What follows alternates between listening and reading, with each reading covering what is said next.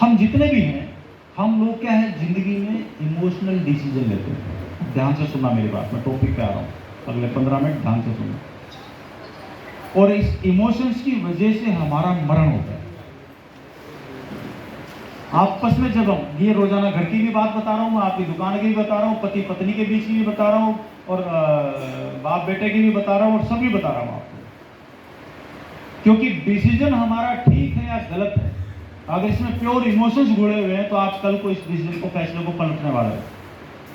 Right, बात पकड़ में आ रही है? अगर आरसीएम में इसलिए आ रहा, तो अब दो, यहां पर भी दो कारण हो गए। एक हो गया बाहरी कारण और एक हो गया अंदरूनी कारण।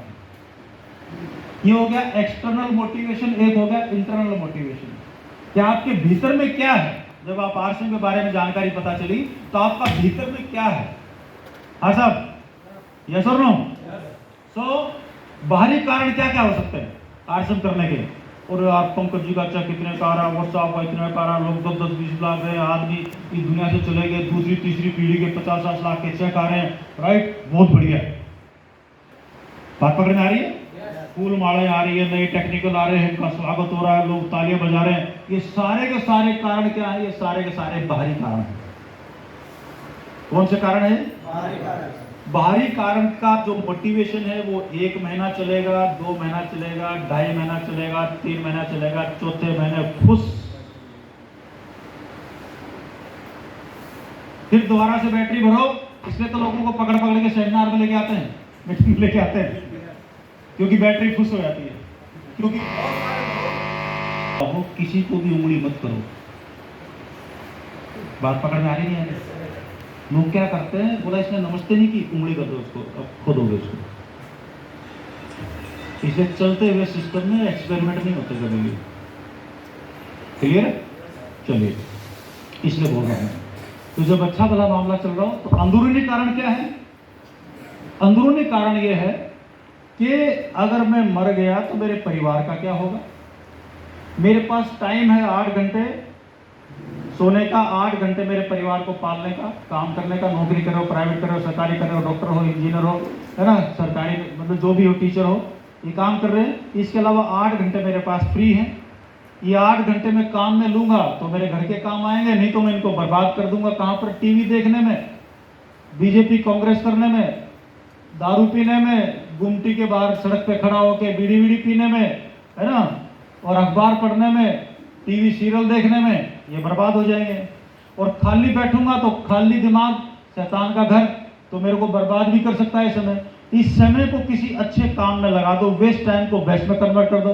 तो सिक्योरिटी का एंगल हो सकता है, समय को काम में लेने का एंगल हो सकता है, हेल्थ का आपका एंगल हो सकता है, मेरे परिवार में कोई बीमार ना पड़े और मेरे सारे आरसीएम के जो सामान है मेरे घर में जाएंगे, वो आपका एंगल हो सकता है। और एक दिन इतना बड़ा नेटवर्क खड़ा करूंगा, मैं दुनिया में रहूं ना रहूं, बगैर 5 पैसे लगाए देश का सबसे बड़ा बिजनेस, आज आरसीएम बिजनेस में हजारों लोग ऐसे हैं जिनका आरसीएम का टर्नओवर, उनका जो 2 ग्रुप है, उनका जो टोटल है टेक्निकल कितना होगा? कम से कम 5 लाख से ज्यादा, 10 लाख रुपए महीने का, साल का 1 करोड़। जो टेक्निकल क्वालिफाई करता करीबन 1 करोड़।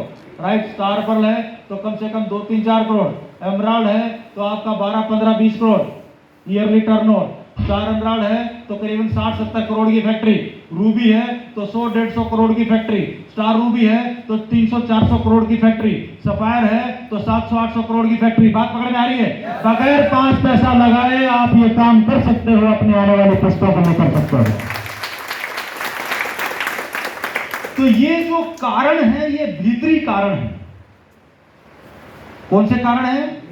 अगर भीतरी कोई कारण आपके पास मौजूद है तो भगवान परमात्मा, खुदा, अड़ोसी पड़ोसी, पूरा देश आपके खिलाफ हो जाए, किसी में भी आपको नेगेटिव करने की हिम्मत है ही नहीं।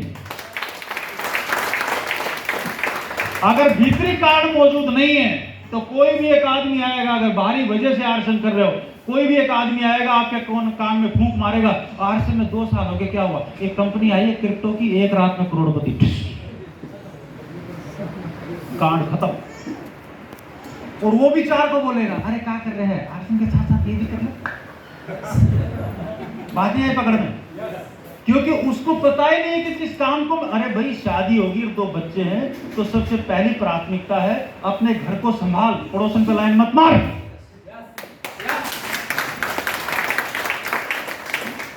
वो जैसे ये काम करेगा उसका बसा बसा 10 साल की मेहनत खत्म। और जब ये प्रोडक्ट की इज्जत ही नहीं रहेगी तो जाएगा कहां?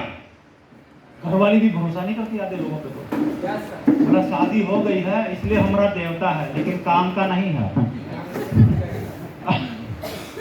मेरी बात पकड़ना। और वो जो लेडी है उसको देवता क्यों बोल रही है?